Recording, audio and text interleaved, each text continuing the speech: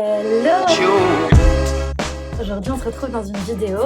J'avais envie de vous donner 10 petits conseils avant de se lancer dans un petit business. Plus attendre, je vous laisse avec les petits conseils. Pour commencer, je dirais qu'il faut trouver son produit. Tu vas dire, c'est évident, mais il y a des gens qui ont envie de faire quelque chose, de créer, mais qui ne trouvent pas quel type de produit ils ont envie de vendre. En deuxième conseil, je dirais qu'il faut définir une niche. Le type de client cible que vous avez envie d'avoir, qui correspond à votre produit. Vous allez, par exemple, devoir créer une persona, c'est comme ça qu'on l'appelle. C'est un client type, le client parfait. C'est-à-dire, qui est le client parfait du thé? Je sais pas, c'est Marie, 25 ans, qui vient de finir ses études. Et donc, vous allez devoir réfléchir à, voilà, Marie, qu'est-ce qu'elle aime dans la vie? Qu'est-ce que vous pouvez lui proposer en plus de votre produit? Définir quel type de personne vous devez toucher.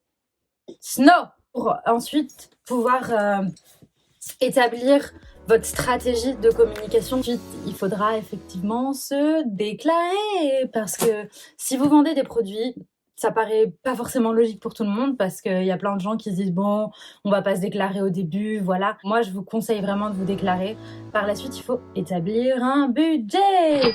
Oui, parce que souvent on se lance et on se dit bon, on va acheter ci, ça, et on se rend pas compte de combien on dépense. Et du coup, au final, vous vous rendez pas compte de combien vous faites au niveau de profit. Donc établir le budget, ça va vraiment vous permettre aussi de prévoir par la suite si vous vous êtes fixé des objectifs ou si vous avez envie de développer de nouveaux produits, savoir quel profit vous avez fait sur vos produits actuels pour pouvoir réinvestir et créer de nouveaux produits. C'est des trucs que moi j'ai pas fait au début et je me suis rendu compte que j'aurais vraiment dû le faire parce qu'après je savais pas combien de profit je faisais, je savais même pas si j'étais rentable sur mes chouchous. Donc vraiment, établissez un petit budget. Cinquième conseil, je dirais, c'est faire des tests. Une fois que vous avez votre produit, faites-le essayer par vos proches, essayez de recueillir des avis, vous-même utilisez-le. Il vaut mieux prendre le temps de développer quelque chose qui va être de bonne qualité que de se rush et de faire un truc qui n'a pas de sens ou qui va être de super mauvaise qualité. En sixième petit conseil, il faut trouver un packaging qui correspond à votre marque ou à votre idée. C'est pas primordial, mais honnêtement, sur le marché français de nos jours, les gens sont vraiment à cheval sur le packaging. C'est-à-dire que c'est vrai que nous, les Français, on adore voir le packaging, que ce soit tout joli, que ce soit tout bien fait. Mais un packaging qui va mettre en avant votre produit, qui va le sublimer. Pour le septième conseil, je dirais qu'il faut pas avoir peur d'échouer. Plein de choses en fait peuvent arriver quand vous lancez votre entreprise, votre produit ne marche pas, si les gens sont pas forcément emballés au début. Effectivement, je vous dis pas de pas vous remettre en question honnêtement, mais je vous dis de pas vous démotiver parce que il y a plein d'obstacles que vous allez rencontrer, plein de choses dans les démarches, plein de gens qui vont pas forcément vous soutenir. Revenir, n'ayez pas peur d'échouer, ça fait vraiment partie du processus parce qu'une fois que vous vous serez remis en question, vous serez encore meilleur. Pour le huitième conseil, MDR, j'ai oublié.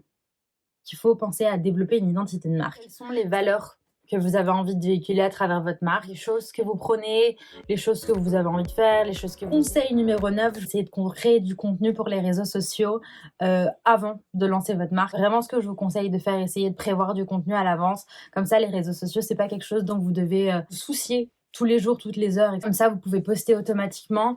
Je pourrais peut-être faire une vidéo avec les applications que j'utilise par rapport à Instagram. En fait, une fois que vous avez planifié, vous n'avez plus rien à faire et ça vous permet de vous focus sur d'autres choses de votre marque parce qu'on a tendance à passer énormément de temps sur les réseaux sociaux et c'est du temps que vous n'utilisez pas pour développer de nouvelles choses, vous améliorer. Pour finir, je voudrais dire qu'il ne faut pas trop réfléchir. Dans le sens où si vous avez envie de faire quelque chose, lancez-vous, essayez.